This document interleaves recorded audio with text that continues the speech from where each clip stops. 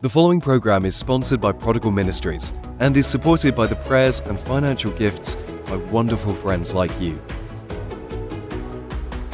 Hello and welcome back to The Prodigal. Your host is Neil Thomas, and every week we get to open up the Bible and just dive right in.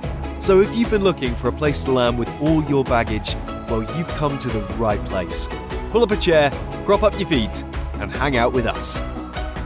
All right, and we're back. I'm with Dorothy Greenzang, and she is a Jewish woman that I really wanted to interview and find out a little bit more about the Jewish faith. Welcome back, Dorothy. Thank you. The Chabads are... Chabad. C-H-A-B-A-D, Chabad. The Chabads are a very religious sect that came out of Central Europe and are very orthodox. But their idea is that when they disperse people throughout the world, there's Chabads everywhere. And they go stay in the community, become part of the community, but they're not looking for you. They're looking for us. You said they're not looking for me. They're not looking for Christians. They're not trying to make Christians into Jews. They're not trying to convert Christians no conversion. or any other people. Nope. They're looking to find the lost Jews. And punish you guys. No, they love us. They don't want to punish us. Oh, well, the way you said it was like, they're looking for us. Like the cops. The cops are looking for us. We broke the law. No, they're trying to find us and bring us back into the fold. Okay. How do they meet you? On the phone or in the internet? Or do they just come knock on your door? Well. And then they say, how dare you? You haven't been to the synagogue. Oh, my Lord, no. Okay. Good Lord, no. They're happy people. They're just wonderful people. I get invitations on a weekly basis for activities and things to do. Maybe I'm just a negative person. I don't know. I apologize. No, it's funny. This is a funny. To be honest, I really don't know anything about the Jewish faith, so this is really eye-opening to me. Well, let me put it this way. In the town we're in, there are two religious groups of Jews. There is a synagogue, which is very, I've been told it's very liberal, more liberal. And then there's the Chabads. And I like the Chabads better because I think they have real Jewish religion. I don't like the politics of the rabbi at the other place. I just don't fit in with that. And even though technically I'm probably more observant than like them, I would probably fit in that way, I just don't like them. I don't feel comfortable in their services. And where the Chabads, which are totally foreign to me because they're speaking Hebrew, and the women sit in separate places, but I don't really, I don't really understand what's going on there half the time. But I feel more connected to them because I like the way they view life, so to speak. Yes. Okay. So the Chabads here in town have outreach for children. They have Sunday school. They have activities. They have summer camp. They have all sorts of things that are used to draw the families in. Now, you said Sunday school.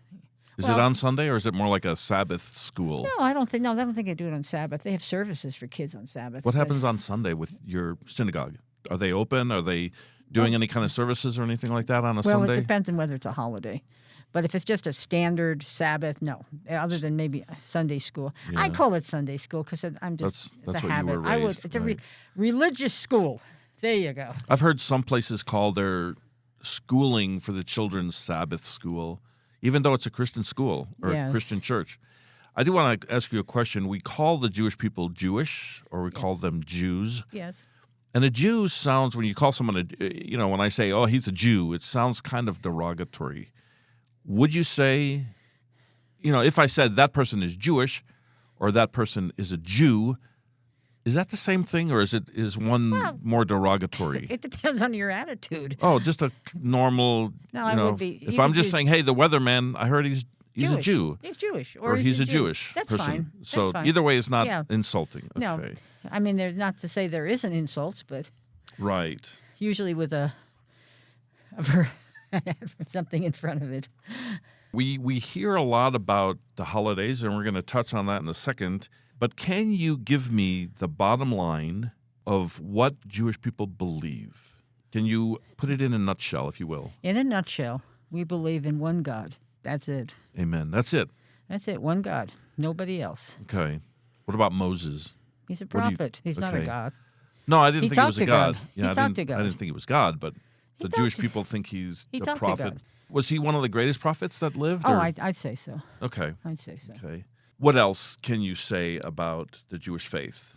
In a nutshell, I don't know what else you want to say other than the belief in one God, If you were- if- which was a big thing back in the day because think about the historical context, where other people were worshiping many idols. To have the concept of one God without an idol was revolutionary. He was he's a total creator, right? good, bad, and everything. He has no body. He has no vision. You don't see him. You can't hear him, but he's still there. He's in everything. You say he has no vision. Well, Because the reason I question that is Okay. because doesn't the Bible teach us that God sees everything that we do? okay, you're nitpicking at me. Not but really. yes. I'm not trying to be rude. Well, I mean, vision in the sense that we can't see him. We can't see him. We can't see Right. him. He's He can see- invisible. he sees everything. Right. Right. But he knows everything. But seeing is a human. We have eyes. But he knows everything. Yeah. Yeah. Okay. He knows everything. He knows everything that's happening and has happened and will happen. You have a son, I have a son. and I have two daughters. Yes. And one of my greatest joys of raising my two daughters was teaching them my beliefs about God. Did you have the same experience with your son, that you found joy in sharing your beliefs of God with him? Oh yes, yes. But more than that, I had a moral obligation to do it. When I married into my husband's family, I was not welcomed, to say the least. But I met the most wonderful man I ever met was my husband's grandfather, Paul. Paul accepted me, but he educated me. He was the kindest man you'd ever want to meet, and he was a very Orthodox Jew, and by all rights he should have, not even talked to me, but he did, and he would send me stuff. I got packages from him on a regular basis, and he treated me very well, but the only thing he really wanted from me was to continue the Jewish line, because my husband was the oldest son, and I had the only son born into the line. Okay. And this was very important to him, that his great-grandson would be Jewish, because that was very important. And I remember standing at my son's bar mitzvah. How old was he at the time? 13. Okay. 13. And he'd been through religious school as much as I could get him to go. And he did a beautiful, it was a beautiful ceremony. And I remember standing up there, because mothers stand up there too sometimes. And I remember thinking, Grandpa, I did it for you. Right, right. This, and I know that's not the end, but it was a moment that I had that I just said, I did this for you. Sorry to interrupt the show, but let me just jump right in here to tell you about how you can contact us here at The Prodigal.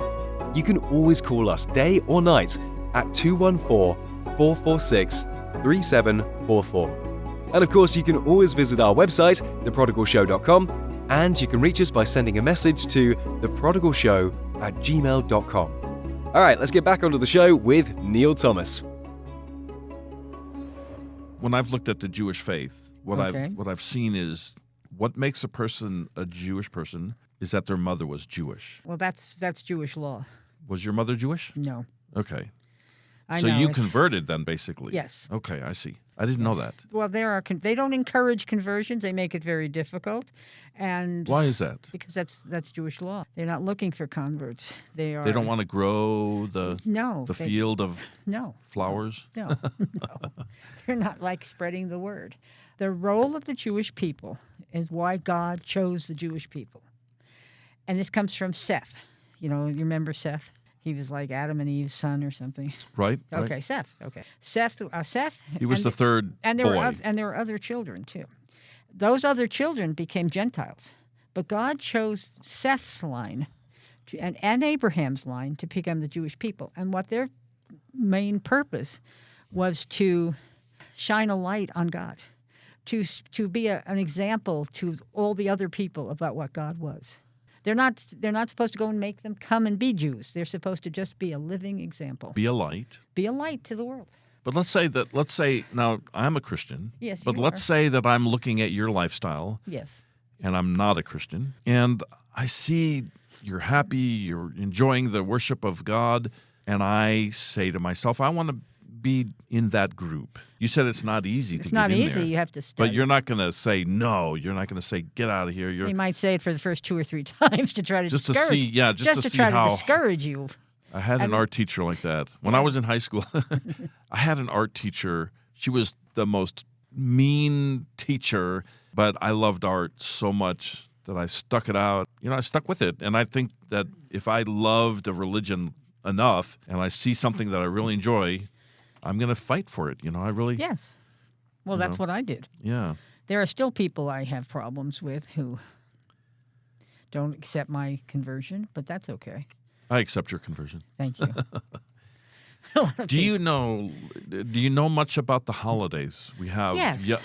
This is a good time to Name talk about. how many are there? I think they're there's big ones. 7 big ones. 7 big ones. Are there little ones? Probably. Okay. I'll talk about the ones everybody knows about. Passover is probably the biggest, right? Well, it depends on who you're talking to. Rosh Hashanah, we just had, which is the new year. From the first day of Rosh Hashanah, sundown, to Yom Kippur, which is 10 days later, that is a time of reflection, asking for forgiveness of I don't want to say sins, but transgressions to other people. And it's a time of evaluation for Jews to see how their life has been this last year and make corrections. Okay. And on Yom Kippur, we fast and we pretty much lament our weaknesses and ask for forgiveness. Can I talk to you about the fasting part? The fasting I've part, done some yes. fasting in my life, and Okay. it's not enjoyable, I can tell you that much. No. Tell me about the fasting. Is it like all day? Yeah, it's from sundown on one night to sundown the next night. Okay, so 24 hours. 24 hours. 24 hours. But even... Can you drink water in that 24 hours? All right, let's go into this. The rabbis, if you're a strict Jew and you're going to do this, you would not drink or eat anything for 24 hours. Okay. But there are, for every rule, there's an exception. If you have medical issues or, like I'm diabetic, I'm not going to fast for 24 hours. I'd probably die. Yeah. And other people have other issues, and there are exceptions to every rule. Okay. So you can't. It's not a one size fits all. But the most Orthodox people will fast and the whole time. Okay. So, and it's not, like you say, it's not fun. It's not. No. But And all you think about is food the whole time you're fasting. well, most of the time they're praying. So I can pray and think about food too. So we just went through Rosh Hashanah. We just had Yom Kippur, and the next one is Sukkot. Sukkot. It's the festival of booths. Booths. Booths. Booth. Booths. Sukkot. And what Sukkot represents, and it is representative of our time in the desert, the 40 years we spent in the desert. And during Sukkot, which I think, and don't ask me how many days it is because I think it's 8. 8 days. I might be wrong. They build a little shelter outside of your house. Made out of wood? It could be wood. It could be tablecloths. It could be anything, just like a tent. Okay.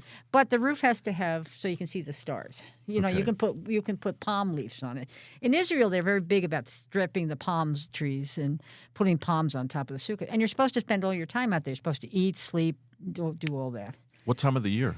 Well, it's happening next week. When it's warm, right? Yeah. Not Well, when it's kind of think of a harvest festival. Yeah. So it's not real cold yet. Okay. But, some can be very elaborate. Some can be, very simple. And people go out and have all their meals outside. And then there's prayers. And What is the reason they have this, building? Why couldn't they just be out there on the grass with nothing around them? Well, because it's representative of the tents Okay. that we built during the 40 years in the desert. Okay. So it's a remembrance of that. Okay, I see. Okay. So I love Sukkot. That's my son's bar mitzvah was done during Sukkot, and we decorated the whole synagogue with festival type stuff, with harvest stuff. It was great. The next one that everybody knows about is Hanukkah. It's around Christmas time. Yeah. Yeah. Nothing to do with Christmas. But I know there's a dreidel. There's a menorah which has 8 candles. Yes. Right? Well, there's a story for the menorah. Hanukkah is a holiday that represents the the rededication of the Jerusalem temple after it was defiled by the Romans or the Greeks or whoever it was who did it, probably the Greeks at that point. And when the Jews went in and took back the temple and they had to rededicate it, Okay. there was no holy oil because they had holy oil. And so it would take 8 days to make the holy oil. But they found one little bottle of holy oil, probably a jug. Think of a jug. And that jug, they lit the menorah, which is an eight-sided candle, in the temple. And that oil lasted for 8 days. It shouldn't have. It shouldn't have lasted. But it that lasted. long. So we light candles, or Okay. we use oil. We can use oil too. We light candles in the menorah for 8 days to represent that great miracle that happened. In fact, you mentioned the dreidel, and what the dreidel has in Hebrew on all the four sides says a great miracle happened here. Oh wow.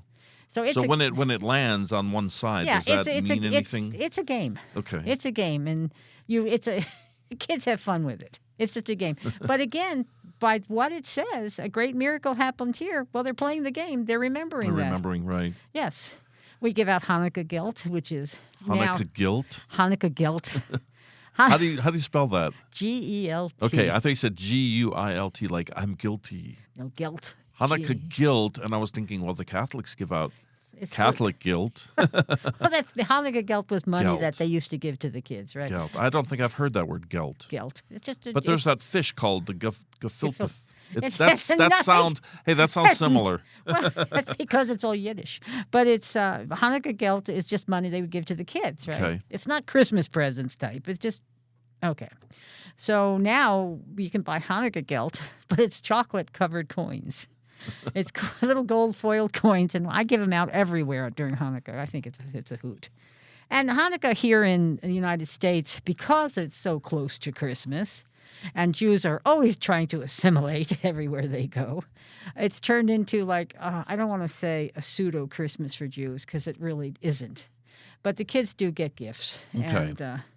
And they should be minor and small, and but sometimes Jews get crazy. I so- want to back up a little bit. You were talking Okay. about time in the desert. When the people were living in Israel, sorry, I'm saying this wrong. When the people were living in Egypt, Yes, when there were Moses- slaves in Egypt. yeah, Yes. Moses came and he convinced Pharaoh to let the people. Moses didn't convince him. God convinced him. God. Think of the plagues. That's what I was thinking about. Yeah, God, Moses But didn't. Moses was. Moses didn't do the plagues. He But, just but took if Moses wasn't there, God could still send the plagues. But He Moses could. was used by yes, God. Yes. And then I remember the story from the Old Testament Yes. where the Jewish people were in the desert. And they wandered for 40 days. 40 And years. 40 years. 40 And what years. the 40 years was representative of generations. They had to Okay. get rid of the stinking thinking generations from Egypt. Stinking thinking. Stinking yeah. thinking. And it's not that they were perfect, because remember they built when Moses was up talking to God to get the 10 Commandments, they were down there building a golden calf. But he must have been there for a long time. You know what I'm I saying? would say so. I would say so. Because, I think on the first day they would have been expecting him to come back. Yeah, and then probably. they thought, well, we'll give him another day. He must have been there for a long time before think so. because they had to gather all the metal. Yes. They had to build a fire. They had to find a way to melt it all down. I know. And then mold this calf. Yes. You know how big the calf was? No, I have no clue. I've seen drawings, and it looks like a real size cow. This is going back to that same period of time. Okay. What is manna? Manna was the food that God gave the Israelites because they left without anything. They pretty much ran away without anything. So God provided food for them. They were running away. They didn't Yeah. have bags and No. food. They Very didn't- little food. Yeah. And when that ran out, Did they bring their photo albums? I don't know. I don't know. They had little etchings. I don't know. Yeah. No, but when God would every morning, they would wake up and there'd be manna. For 40 years? Well, I'm not sure about the 40 years, but But what is the manna? manna was food. But what is it exactly? Was it there was- came I came don't down have- from the sky, I right? don't know what it was. Do you know what it was? I have no clue, but I thought it was like bread. But one thing I know, it didn't last. So it would be there, and then it wouldn't last, and they'd have to get it the next day. And I've heard that if they gathered up for 2 days, it would get spoiled. yeah, it was just a daily thing for them. Maybe it was in their imagination. Well, Maybe they'd all be dead if it was. Anyway. I know the Bible talks about quail. the Lord fed them quail. Do you know that? That could have been that. Yeah, that's another thing that God brought. You read too much of Old Testament. I don't read it. I don't read much of the Old Testament. That's why you're here. I don't read a lot of Old Testament. For those of you that can't see, we have a whole list of about 200 questions. Oh, my God. We've only touched on about 3 or 4 of them. Let's go to the next question, Dorothy. Do you want one more holiday? You want to talk about Passover? Sure. Okay. Since we're in the desert with the manna already, Passover. Passover is the holiday that comes usually in the spring around, for people's edification, be Easter. It has nothing to do with Easter. It's a representative remembrance that we are teaching our children that we were slaves, that life is not always good, and we have to remember this. And we have these are dinners in homes, but they can also be done in public. Okay. So a lot of the synagogues will run big Passover Seder. That's the word, the dinner. Seder. Seder. Passover Seder. Does the word Seder have a root? Like, where does the word come from? Do you know? Okay. You asked too many questions. You're giving me this look like you don't know. So. I have no idea. All right, that's all right. But it's a dinner that they have the first night, and then the Orthodox do a second one, too. And during that dinner, we have a symbolic plate which has all the things that remind us of being in the desert. It has a lamb shank. It has a boiled egg. It has bitter herbs. It has salt water. It has a boiled egg. And all these are representative of things that happened during that time when we left. And matzah. Matzah bread is if you haven't seen one, it's such a big, large square cracker. It's unleavened bread is what it is. Because when the Jews were thrown out, finally, when Pharaoh said, "You can go, but go now," they didn't have time to let their bread raise. So they took everything they had and they ate the flatbread. And so during the week of Passover, we eat matzah. We don't eat bread in commemorate of that time in our history. Now, for the people that are listening to this radio show, the Jewish people had to paint blood on the door. Oh, yeah. Do you want to go into that information? That is a very weird thing.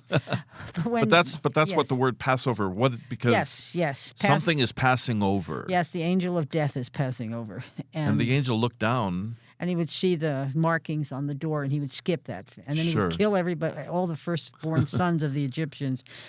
It's kind of awful, but... if you would just, what it's teaching us is it doesn't matter if we understand what God is asking us. Just do what He's asking. Yeah, He's it's like when he wanted to kill Isaac. It's like God said, "Go kill your son," and he said, "Okay," and then God didn't let him. So it was God stopped him. Yeah, because he was willing. So let's go to the next question. Okay, Dorothy, why do some people call themselves Jewish even if they don't believe in God? Or they don't go to the temple.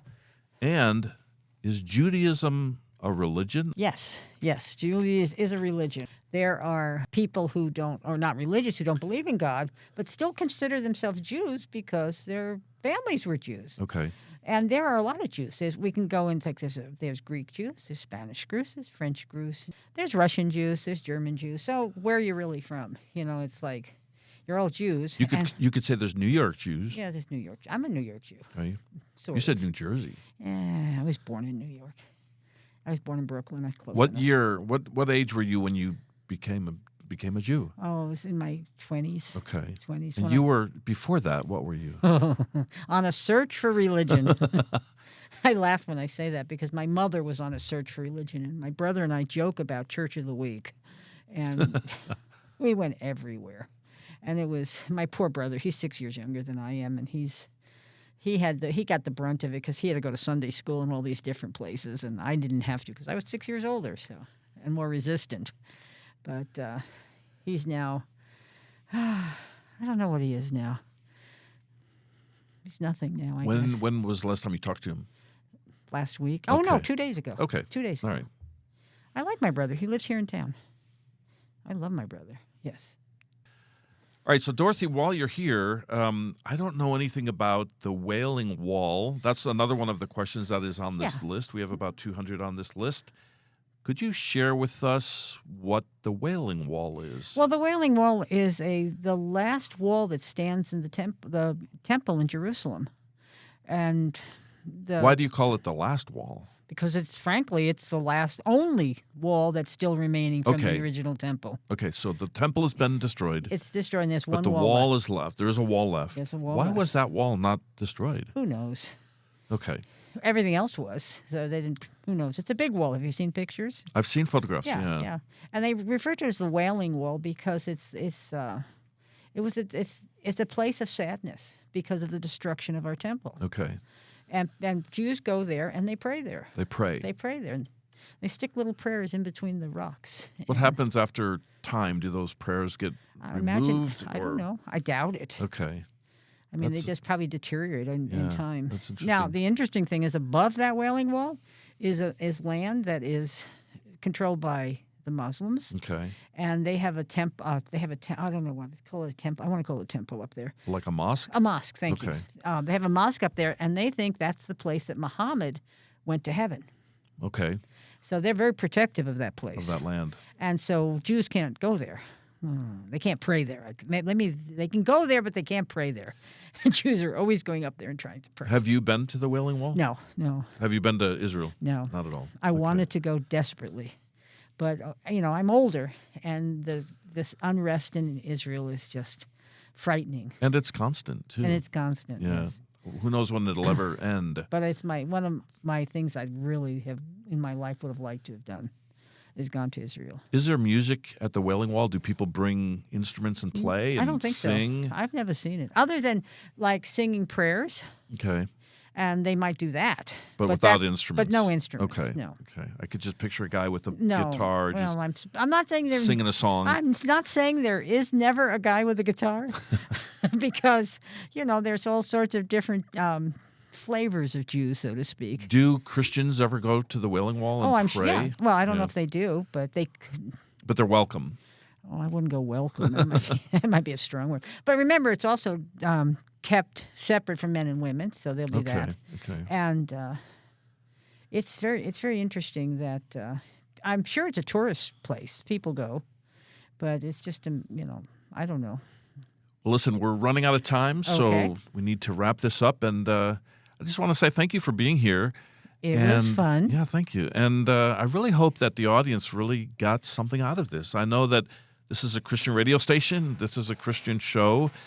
But our roots as Christians come from the Jewish faith. So I just want to say thank you very much for being here. It's been my pleasure. Thank you. Thank you for being here. Thank you. And have a good evening. I hope to catch you on another episode of The Prodigal, maybe next week. Have a good evening and go in peace. This program is sponsored by The Prodigal, helping families thrive in Christ. Be sure to check out our website for more information at theprodigalshow.com. And also, feel free to call anytime, day or night if you have any questions or concerns. That's 214-446-3744. That's 214-446-3744. Thank you, and have a blessed day.